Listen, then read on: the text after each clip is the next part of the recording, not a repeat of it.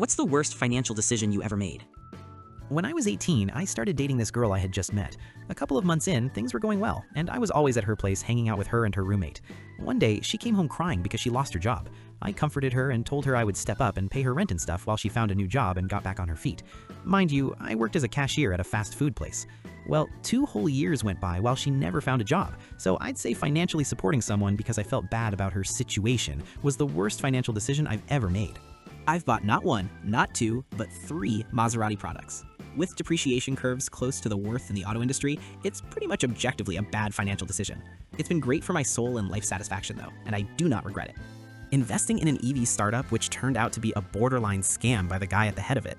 If I had just put that money into an S&P 500 tracking fund, I'd be retired right now. I did not invest all my money in it, but way too much. Investing big in single companies is just very risky. I have a lot of NVDA shares and they've done very well, and previously had a lot of AAPL. However, even the biggest and best companies can have something tragic happen. My sibling wanted a dream wedding but didn't have the funds. Being the responsible one, I took out a large loan to cover the catering and venue. They promised to pay me back monthly. A year later, they got a divorce, and since they weren't together anymore, they both stopped paying. I spent the next 5 years paying off a party for a marriage that didn't even last 12 months. I spent my entire savings on a high-ticket wealth coaching seminar that I saw an ad for online. The speakers were very convincing, promising secret strategies to get rich. It turned out to be a weekend of basic motivational speeches that I could have found for free on the internet. They just wanted to upsell me on an even more expensive program. It was a huge setback that took me a year of overtime work to recover from. I bought a basic economy car and immediately spent thousands of dollars on custom paint, a high-end sound system, and expensive wheels, all on a credit card. When I tried to sell the car 2 years later, I realized that the modifications added 0 value to the price. In fact, some buyers wanted a lower price because of the changes. I ended up selling the car for less than the debt I still owed for the parts. My biggest financial mistake was trying to save my parents' failing retail business. When they fell behind on their commercial lease, I started using my own salary to cover their overhead, thinking it was just a rough patch. Then I took out a second mortgage on my own home to renovate their store, believing a fresh look would bring in customers. I spent 3 years pouring every cent into a sinking ship. In the end, the business went bankrupt anyway, and I was left with a massive debt and a house I almost lost to the bank.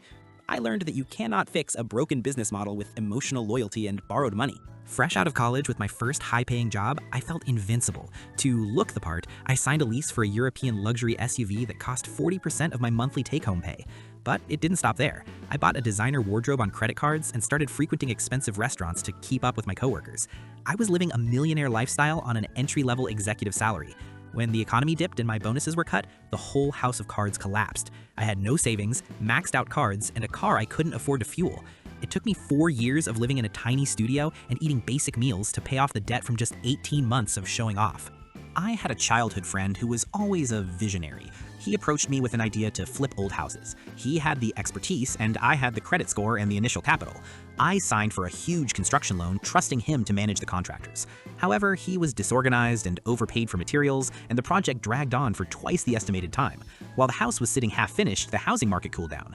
We ended up selling the property for much less than the loan amount. Since my name was the only one on the paperwork, I was legally responsible for the shortfall. I lost my entire savings and my friendship in one fell swoop.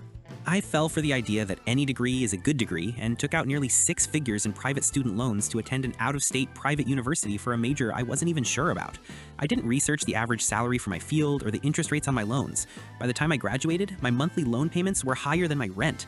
I've spent the last decade working 2 jobs just to cover the interest while the principal balance barely moves. If I had stayed local or gone to a community college for the first 2 years, I would be financially free today. Instead, I am tethered to a debt for a career I don't even enjoy. I thought I was being smart by choosing the cheapest possible insurance plans for my home and health to save money each month. I skipped the extras like water backup coverage and disability insurance. Then a massive storm caused a pipe to burst, flooding my entire basement and ruining the foundation. At the same time, the stress caused a health issue that kept me out of work for 3 months. Because I had saved $50 a month on premiums, I ended up with $40,000 in repair bills and 0 income during my recovery. I had to drain my retirement fund and take out high-interest personal loans to survive. Saving a little in the short term cost me my long-term financial security. The worst financial decision I ever made was getting involved in a high-stakes private lending scheme through a friend of a friend. At 30, I had managed to save up a significant amount of money and owned a small apartment outright. This person convinced me that if I used my apartment as collateral to take out a massive loan and invested that cash into their real estate development project, I would triple my money in 6 months. I was blinded by greed and the desire to retire early. I didn't hire my own lawyer to check the contracts. I just trusted the projections they showed me on a tablet. Within 3 months, the person disappeared, the project turned out to be a complete fiction, and the bank started foreclosure proceedings on my home. I spent 2 years in court trying to fight it, but since I had signed all the documents voluntarily, I lost everything. I went from being a homeowner with zero debt to living in a rented basement and having a ruined credit score. It took me 7 years of exhausting work just to get back to a baseline level of stability. I learned that if an opportunity sounds too good to be true, it's actually a trap designed to take everything you've worked for. When my ex-fiancé and I got engaged, we were both earning entry-level salaries, but we wanted a celebrity-style wedding to impress our social circle and family. Against my better judgment, I agreed to take out several high-interest personal loans and max out 3 credit cards to fund a $60,000 one-day event. We had the designer clothes, the 5-star venue, and the premium open bar. The magic lasted exactly 10 hours, but the financial nightmare lasted 5 years. We started our married life with massive debt and immediate stress. Every conversation we had was about money and which bills we had to skip that month. The pressure was so intense that it poisoned our relationship. We were constantly arguing about who spent what. We ended up divorcing after only 2 years of marriage. Not only did I lose the person I loved, but I was also legally responsible for half of the remaining debt for a party that neither of us even wanted to remember. I spent years paying for a single day of showing off while living in a tiny studio and taking the bus because I couldn't afford a car. It was a brutal lesson in the difference between looking rich and actually being financially secure. My worst financial mistake happened because I couldn't say no to a close family member. My brother-in-law had a revolutionary idea for a tech hardware startup and needed a primary guarantor for a massive business loan and a commercial lease for a warehouse. He didn't have the credit score, but I did. He promised me a 20% stake in the company and assured me that my name was just a formality. I didn't realize that by co-signing, I was effectively putting my entire financial future in the hands of someone who had no experience running a business. He spent the loan money on high-end office furniture, expensive branding consultants, and luxury travel for networking before he even had a working prototype. Within 18 months, the company collapsed without ever making a single sale. Since his name wasn't on the main liabilities, the creditors and the landlord came directly after me.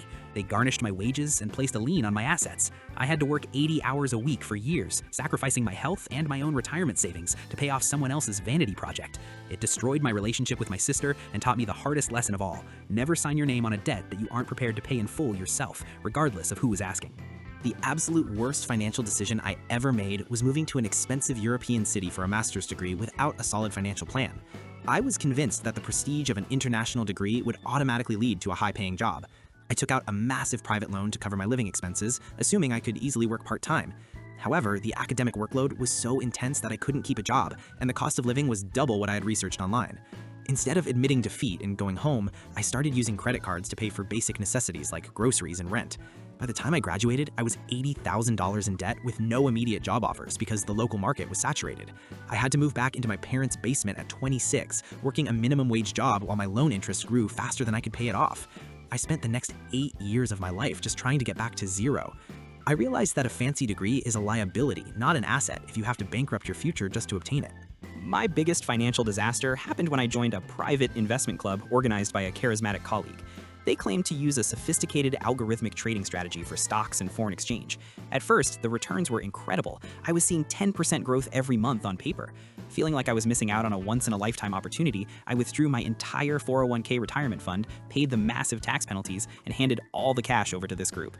I didn't ask for audited statements or legal proof of where the money was being held. I just trusted the glossy reports they sent me. One Monday morning, the office was empty, the website was down, and the colleague had vanished. It was a classic Ponzi scheme. I lost 20 years of retirement savings in a single day. At 45, I had to start over from absolute zero, knowing I would likely have to work until the day I die because of one moment of blind greed. It was a painful lesson that there are no shortcuts to wealth, and if you can't explain exactly how an investment makes money, you shouldn't put a single cent into it. A few years ago, I found what looked like the deal of the century, a beautiful historic home being sold way below market value. The seller said they needed a quick cash close and discouraged me from getting a professional inspection to save time. I was so worried about losing the house to another buyer that I waived the inspection contingency and used every bit of my savings and a large loan to buy it. The first week I moved in, a heavy rainstorm revealed the truth. The roof leaked in 5 places, the electrical system was a fire hazard, and there was extensive black mold behind the walls that had been freshly painted over. The deal of the century turned into a bottomless money pit. I spent the next 4 years living in a construction zone, spending every weekend and every paycheck on repairs just to make the house livable. I couldn't even sell it because no bank would finance a buyer for a home in that condition. I was a prisoner to a pile of bricks and mortar. I learned that the most expensive house you can buy is a cheap one that hasn't been properly vetted.